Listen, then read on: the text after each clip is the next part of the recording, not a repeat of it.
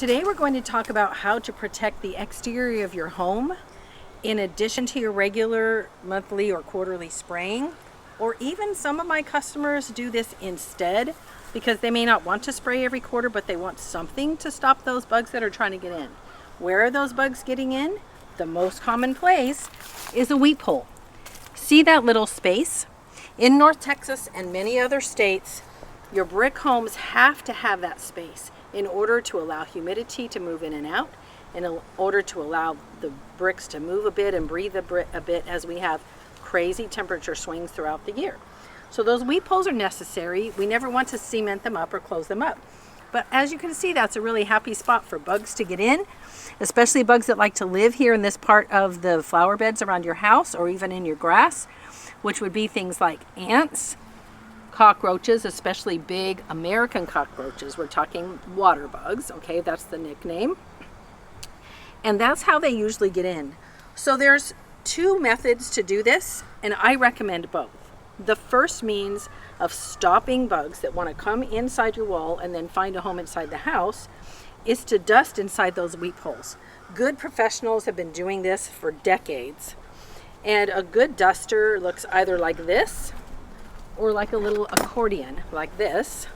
The accordions cost half or even less than the big guys, but as you can see, pushing with using two hands is a little more cumbersome than having a one-handed piece of equipment here. Now, sometimes weep holes are all the way up 2 to 3 feet above the foundation.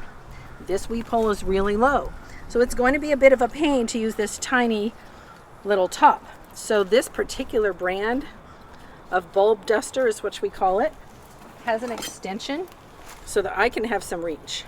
As a do-it-yourselfer, the equipment can make all the difference in the world to make you feel comfortable doing a job. So when I add this 12-inch extension, I can not only reach easily from here, but if I have to slide between bushes and my home's exterior, I have the reach I need.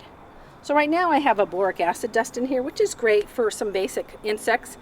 I prefer to either use Tempo or something like it that's has a broader base of kill, or even total organic. If I like total organics, an organic dust is a really great way to go.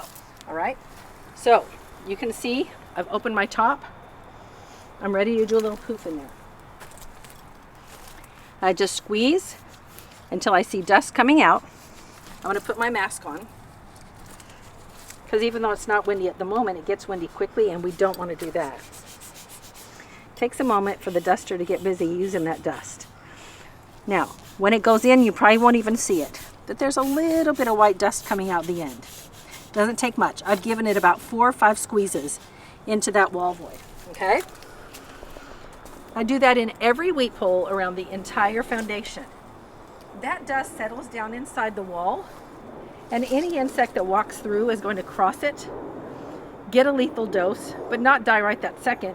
They might wander around in the wall for a bit, which is nice because they track the dust further into your wall voids.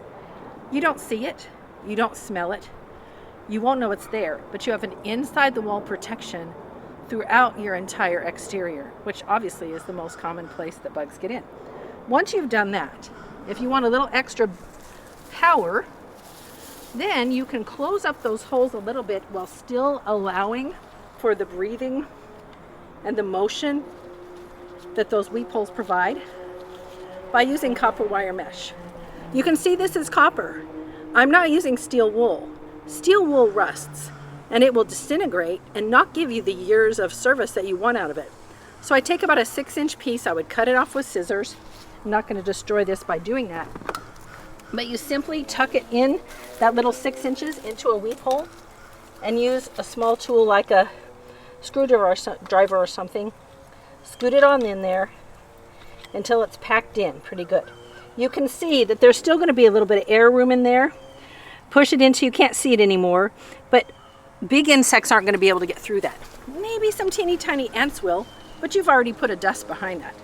If you want to redust every once a year or once every couple of years, that's all you should need to. You can always tuck it back out with some tweezers or a pair of pliers, dust again, tuck it back in, and you're good to go. Now, I can't say it's really going to stop rats because Rats usually don't use those entryways.